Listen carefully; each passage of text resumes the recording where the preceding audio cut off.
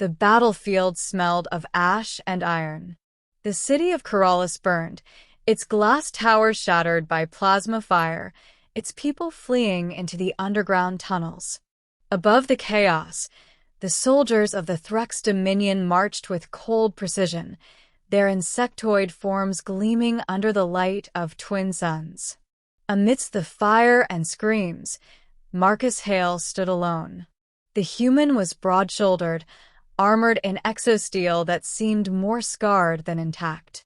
His face was streaked with soot, his knuckles raw. He had been called many things across the galaxy: mercenary, butcher, soldier for hire.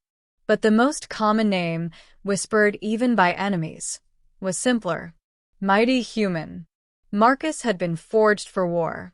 Genetic augmentations laced his muscles. Neural implants sharpened his reflexes beyond normal limits.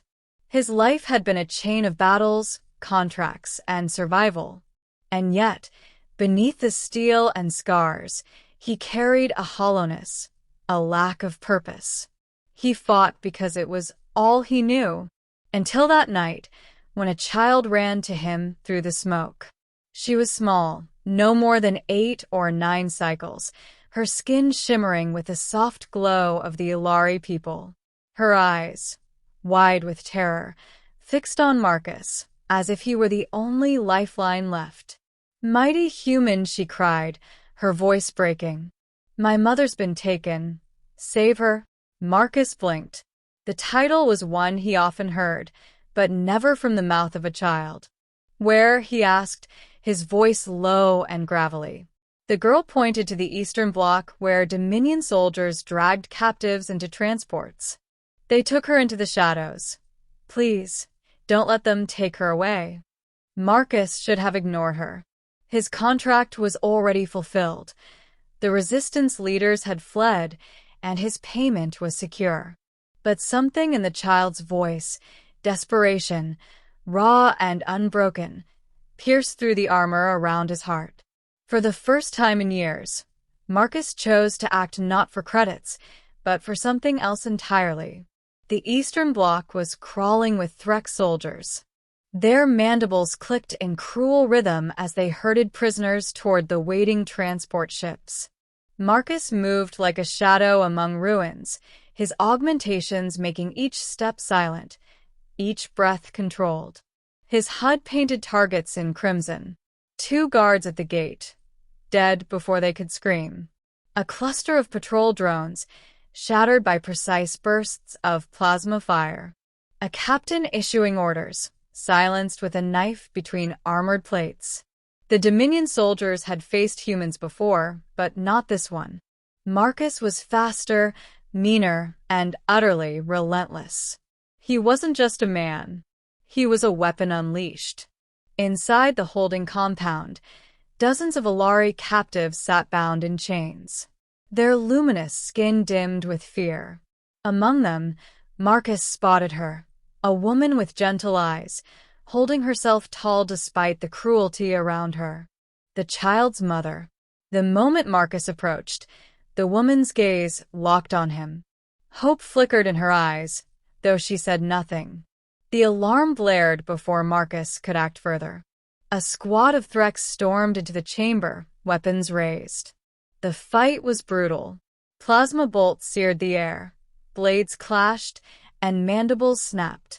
Marcus tore through them with surgical precision, bones breaking under his fists, armor splitting under his blade. He was outnumbered 20-1, yet he moved as though the odds were meaningless. When the last soldier fell, silence returned, broken only by the heavy rasp of Marcus's breath. The captives stared at him in awe and terror. For them, humans were rare, almost mythical. To see one carve through Dominion troops like a god of war left them speechless. Marcus knelt, breaking the chains on the mother's wrists. "Your daughter sent me," he said. Her eyes filled with tears. "Lyra, she lives?" "She's safe," Marcus replied. "Now move. All of you." He led the captives through smoke-filled streets, every step hunted by enemy patrols. Twice, Dominion skimmers swept low, but Marcus drew their fire, shielding the others until the resistance fighters reclaimed the tunnels. At the entrance, the child came running. "Mother!" Lyra's cry was pure joy as she flung herself into her mother's arms. The woman clutched her daughter tightly, sobbing into her hair. Around them, the Ilari whispered thanks, some even bowing toward Marcus. But Marcus stood apart, silent. His armor was cracked, his body bruised, yet none of that pain cut as deep as the sudden realization in his chest. For the first time, he had fought not for survival or coin, but for love, someone else's love. That night, in the tunnels beneath Keralis, the refugees gathered in flickering lamplight. They shared bread, water, and quiet words.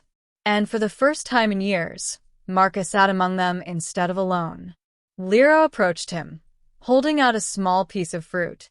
"For you, mighty human." Marcus blinked, then took it gently. "Keep it. You need it more." She shook her head. "You saved my mother. You saved us all. You deserve it." Her innocent conviction left Marcus without words. Slowly, he ate the fruit, its sweetness sharp against the bitterness he had carried for so long. The mother approached next, bowing her head. "I owe you a life debt. My people may not have riches, but we will never forget this." Marcus shook his head. "Don't owe me anything. Just keep her safe. That's enough." But she looked into his eyes, seeing past the weapon, past the scars. "You've been alone a long time, haven't you?" Marcus said nothing, but in silence she understood. Weeks passed. The Dominion retreated from Keralis after heavy resistance, bolstered by the hope Marcus's actions had sparked.